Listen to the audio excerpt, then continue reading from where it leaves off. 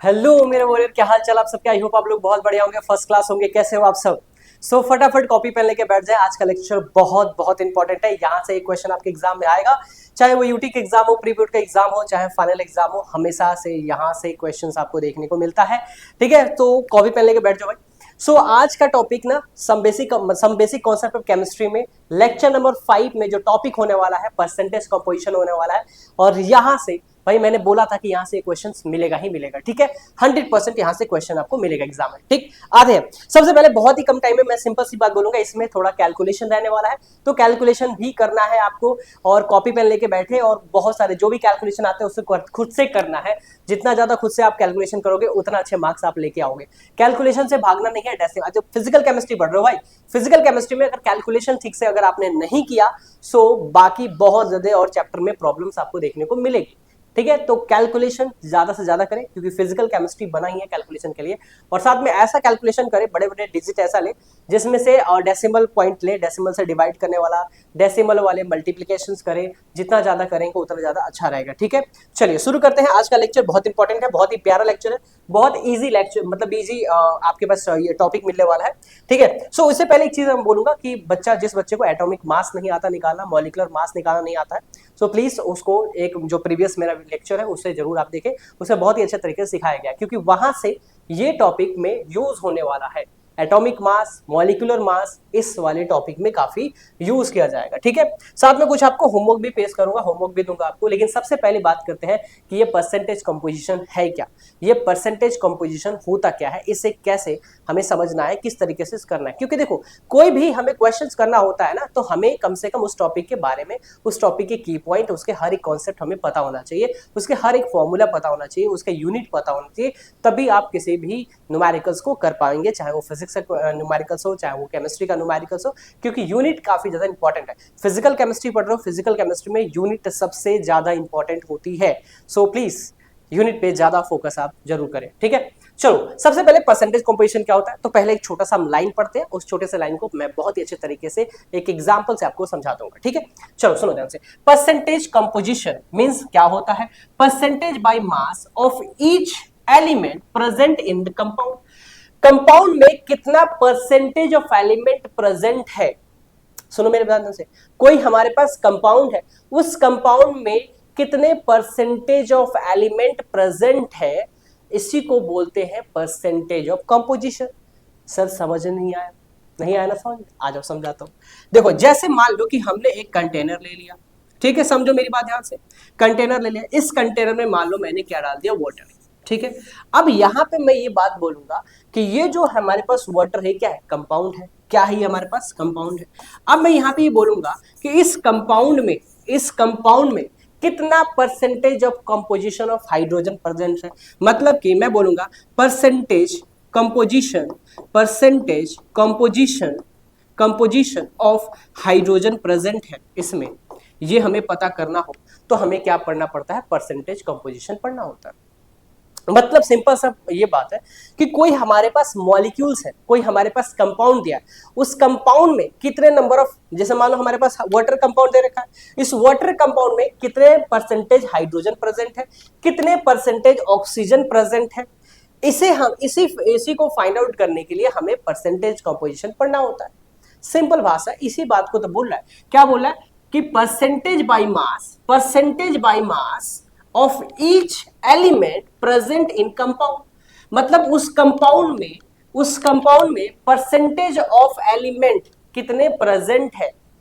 ठीक है, उसे फाइंड आउट करने के लिए हमें परसेंटेज कंपोजिशन को इजी तरीके से पढ़ना होता है।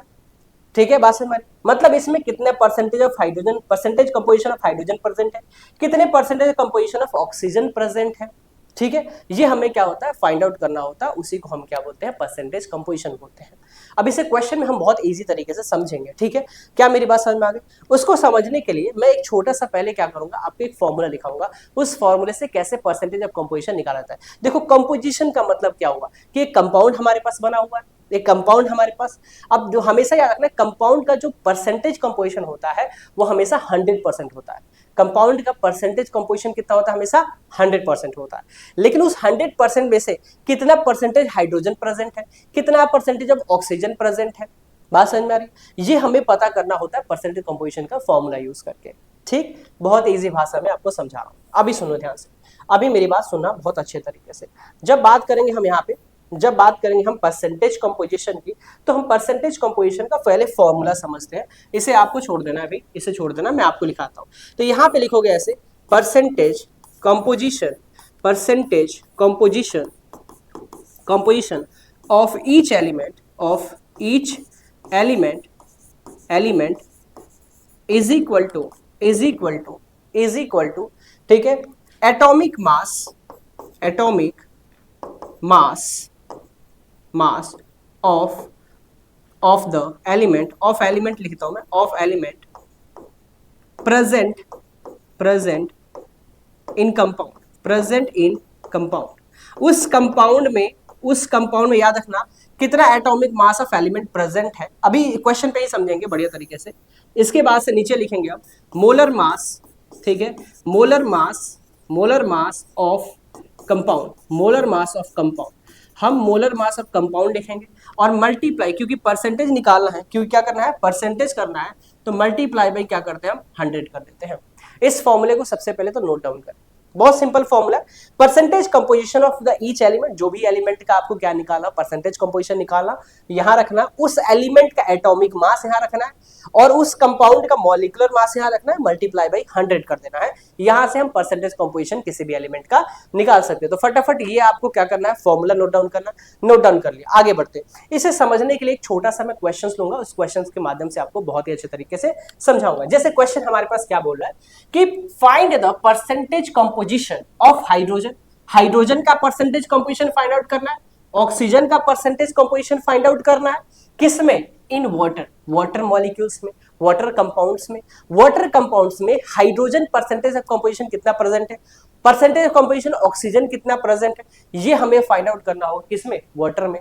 तो पहला काम सबसे पहले आप क्या करोगे, तो याद रखना, स्टेप नंबर 1 बताता हूं मैं, सबसे पहला हमेशा से ये काम करना कि आपको मोलर मास निकालना है कंपाउंड का, molar mass of compound, compound क्या है, H2O, इसका मोलर मास आपको निकालना है, सबसे पहला यही काम करना है।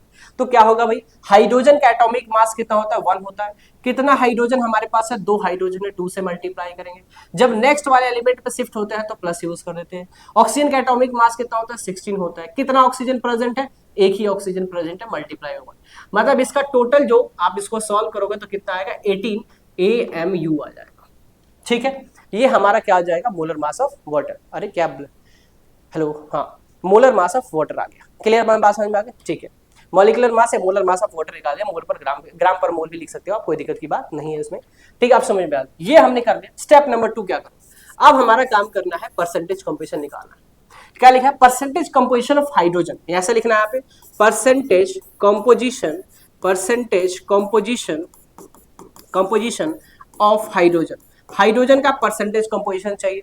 तो सबसे पहले हम क्या लिखते हैं, देखो ध्यान से, सबसे पहले लिखते हैं atomic mass of element present in compound, उस कंपाउंड में जो एलिमेंट प्रेजेंट है उसका क्या लिखेंगे हम, एटॉमिक मास लिखेंगे।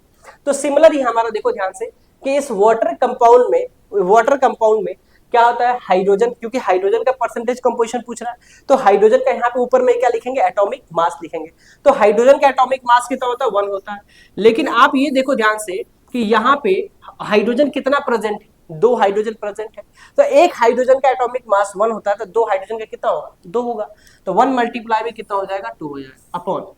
अब इसमें क्या लिखते हैं नीचे में, देखो ध्यान से, आपको सिखा रहा हूं मैं, इसमें लिखूंगा molar mass of the compound, molar mass किसका लिखना है, कंपाउंड का, कौन सा कंपाउंड है, ये H2O, तो क्या है हमारे पास, कंपाउंड है, तो इसका मोलर मास कितना निकाला, 18 निकाला, तो हम यहाँ पे क्या लिखेंगे, 18, और परसेंटेज निकाला है तो मल्टीप्लाई बाई क्या कर देते हैं, 100 कर देते हैं। इसको आप सॉल्व करोगे, 2 अपॉन का 18 मल्टीप्लाई बाई कितना हो जाएगा, 100, जब इसको कट करोगे कितना हो जाएगा, यहाँ पे 9 हो जाएगा, इज इक्वल टू क्या होगा, 100 अपॉन का 9, इसी को आप क्या लिखोगे, 11.11% ये हमारा किसका परसेंटेज कंपोजिशन निकल के आ गया, हाइड्रोजन का परसेंटेज ऑफ कंपोजिशन निकल के आ गया। क्या यहां तक मेरी बात समझ में आ गई? इसी तरीके से हम स्टेप नंबर 3 में काम करेंगे, क्योंकि हमें परसेंटेज कंपोजिशन किसका भी बोला है, ऑक्सीजन का भी निकालने के लिए बोला है। तो मैं यहाँ पे क्या लिखूंगा, परसेंटेज कंपोजिशन, क्या लिखूंगा मैं, परसेंटेज कंपोजिशन ऑफ ऑक्सीजन, हमें ऑक्सीजन का भी परसेंटेज कंपोजिशन निकालना है। तो अब ऑक्सीजन का ऊपर में क्या लिखेंगे, यहाँ पे ऊपर में लिखते हैं एटॉमिक मास, किसका, जो हमें जिसका परसेंटेज निकालना है, जिसका परसेंटेज कंपोजिशन निकालना है। तो ऑक्सीजन का एटॉमिक मास कितना होता है, 16 होता है। सुनो ध्यान से मेरी बात, कितना ऑक्सीजन प्रेजेंट है इस मॉलिक्यूल्स में, एक ही प्रेजेंट है, तो 16 मल्टीप्लाई बाई 1 कर दूंगा। अच्छा, इसके बाद से नीचे क्या लिखते हैं, मोलर मास, किसका, कंपाउंड का, कितना है 18, 18 लिख देंगे, मल्टीप्लाई बाई क्या करेंगे हम 100 कर देंगे, इज इक्वल टू 16 अपॉन का 18, 16 अपॉन का 18 मल्टीप्लाई बाई 100। ठीक है, इसको क्या करेंगे, सॉल्व करेंगे, ये कितना आ जाएगा, 8 टू जा, ठीक है 8 हो जाएगा, ये कितना हो जाएगा 9 हो जाएगा, मतलब 800 अपॉन का कितना हो जाएगा 9, सो आएगा 88.88% आ जाएगा। तो ये आपका क्या हो जाएगा, आंसर हो जाएगा। देखो मेरी बात ध्यान से, बहुत इजी है परसेंटेज कंपोजिशन निकालना। सिंपल सी बात मैंने बताया कि परसेंटेज कंपोजिशन का मतलब होता है कि अगर आपके पास कोई भी कंपाउंड दिया रहेगा, उस कंपाउंड में से बताओ कि ये एक एलिमेंट जो है वो कितना परसेंटेज है, ये एलिमेंट हमारा कितना परसेंटेज है। इसे हमें फाइंड आउट करने के लिए परसेंटेज कंपोजिशन पढ़ना होता है, जो कि आपको इस तरीके से आप सिंपल से बता सकते हैं कि इस वाटर मॉलिक्यूल्स में जो परसेंटेज कंपोजिशन है, कंपाउंड बनाने के लिए कंपोजिशन यूज किया जाता है, परसेंटेज कंपोजिशन, हाइड्रोजन का कितना है 11.1%, ऑक्सीजन का कितना है 88.88%, और ये जो कंपाउंड, जो टोटल कंपाउंड बना है वो टोटल कितना हो जाएगा 100%। जब भी परसेंटेज कंपोजिशन को आपको वेरिफिकेशन करना, वेरीफाई करना हो, तो पहले उसको ऐड करके देखो कि क्या वो 100% बन रहा है कि नहीं बन रहा है। अगर ये 100% बन रहा है, इसका मतलब आपने जो परसेंटेज कंपोजिशन निकाला वो बिल्कुल सही है।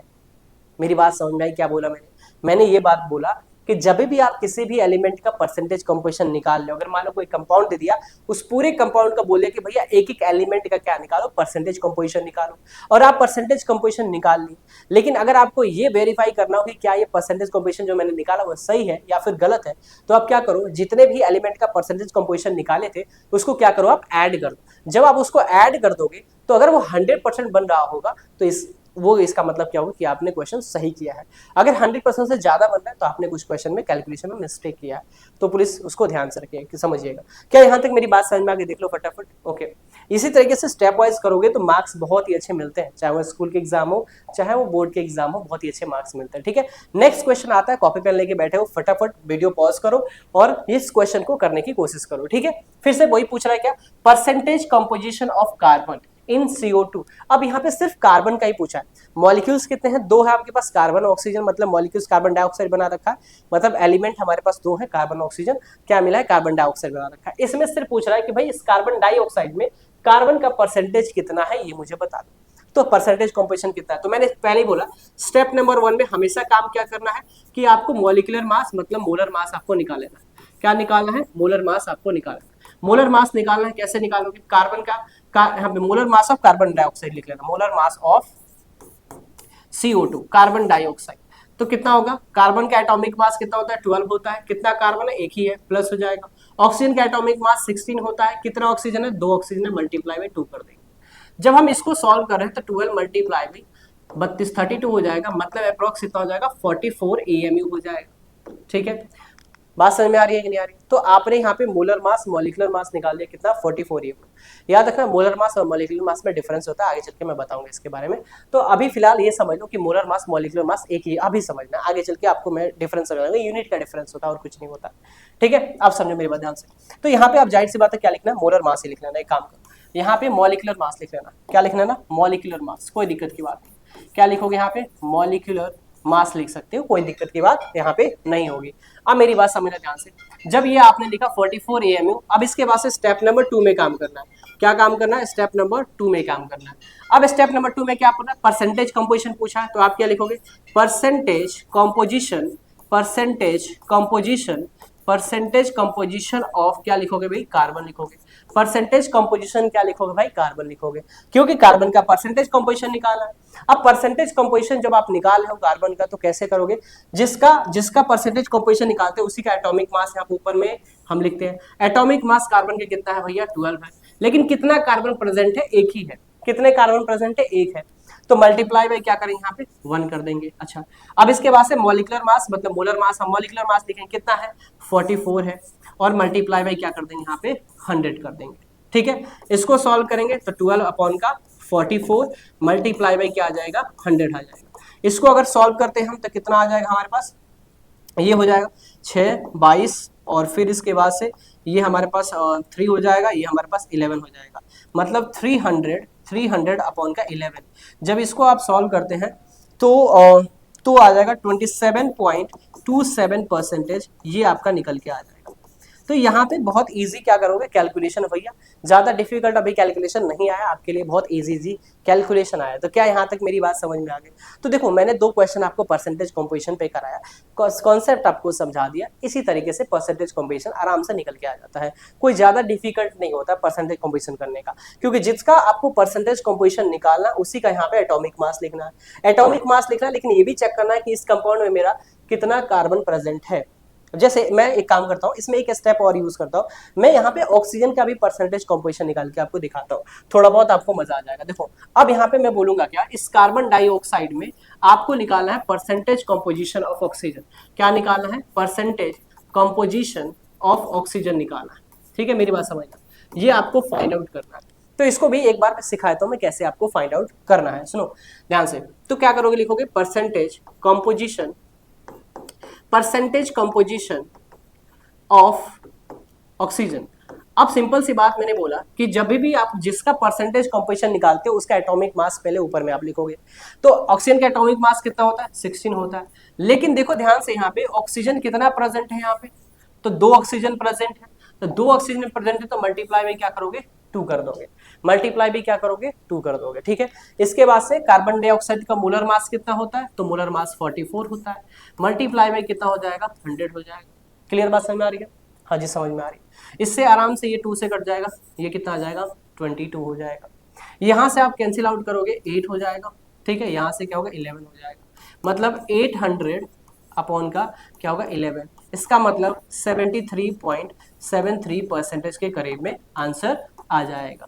देखो मैं सिंपल सी बात बोलता हूँ, आपको क्वेश्चन, अच्छा अभी दोनों को ऐड करोगे तो क्या आएगा 100% आएगा, देख लेना 27.27। अगर मैं ऐड कर रहा हूँ, मैं देखो ध्यान से 37 इतना आ रहा है, अगर इसको 27.27 कर रहा हूँ मैं, तो अप्रोक्स हमारा क्या हो रहा है, इसको मैं हटा देता हूँ मैं डेसिमल को, अप्रोक्स क्या हो जाएगा 100% मिल जाएगा। ठीक है, मतलब ये 73 लिखा है, इसे आप कम भी कर सकते हो, कोई दिक्कत की बात नहीं, मतलब मैंने कैलकुलेशन अप्रोक्स में यहाँ पे करके नोट डाउन किया है। ठीक है, तो हमेशा क्या आएगा आपको 100% देखने को मिल जाएगा। तो क्या यहाँ पे आपको परसेंटेज कंपोजिशन समझ में आ गया? कुछ आपको क्वेश्चन होमवर्क भी दूंगा मैं, इस क्वेश्चन को आपको होमवर्क करना है। एक सेकंड सॉरी, यहाँ पे ये जो क्वेश्चन है इसमें सिंपल क्वेश्चन क्या पूछा है, find the percentage composition of calcium. आपको कैल्शियम का परसेंटेज कंपोजिशन निकालना है। कैल्शियम जो होता है इसका एटॉमिक मास कितना होता है 40 होता है, ये अच्छे तरीके से आपको पता है, क्योंकि एटॉमिक नंबर 20 होता है। एटॉमिक नंबर कैल्शियम का कितना होता है 20 होता है, इवन नंबर है, मल्टीप्लाई बाय 2 कर देते हैं, क्या मिल जाता है हमें, ये 40 एटॉमिक मास मिल जाता है। तो यहाँ से भी आपको परसेंटेज कंपोजिशन आपको फाइंड आउट करना है, ये आपको होमवर्क में दे रहा हूँ, इसे आपको क्या करना है होमवर्क में करना है। 2-3 क्वेश्चन आपको होमवर्क में दूंगा ताकि आपको प्रैक्टिस ज्यादा से ज्यादा कर लो। ये भी आपको क्या दे रहा हूँ मैं होमवर्क में दे रहा हूँ, इसे भी क्या दे रहा हूँ मैं आपको होमवर्क में दे रहा हूँ, इसे भी आप अच्छे तरीके से कर लेना। ठीक है, is that clear? Next question है, ये भी आपको होमवर्क दे रहा हूँ। देखो ये सारी चीजें क्योंकि मैंने कॉन्सेप्ट बता दिया, तो कॉन्सेप्ट बता दिए, इसको आपको क्या करना है क्वेश्चन प्रैक्टिस करना है। ठीक है, यहाँ पे नाइट्रोजन का परसेंटेज कंपोजिशन निकालना है, अमोनिया आपको दिया हुआ है। ठीक, आगे बात समझ में। नेक्स्ट ये बात, तो यहाँ तक कि आपको बात समझ में आ गई होगी, परसेंटेज कंपोजिशन निकालना सीख गए होंगे। ठीक है, इसी तरीके से हम एम्पिरिकल फार्मूला, मॉलिक्यूलर फार्मूला के आपको वीडियो लेके आऊंगा, मैं लेक्चर लेके आऊंगा फटाफट, बहुत जल्दी लेके आऊंगा। ठीक है, सो आपको वीडियो अच्छी लगी तो थैंक यू सो मच, मतलब अच्छे से लाइक कर देना, शेयर कर देना, सब्सक्राइब कर देना। ठीक है, और अपने दोस्तों के साथ शेयर कर देना, फ्री कंटेंट यहाँ पे मिल रहा है अच्छे तरीके से। Okay, bye bye, take care.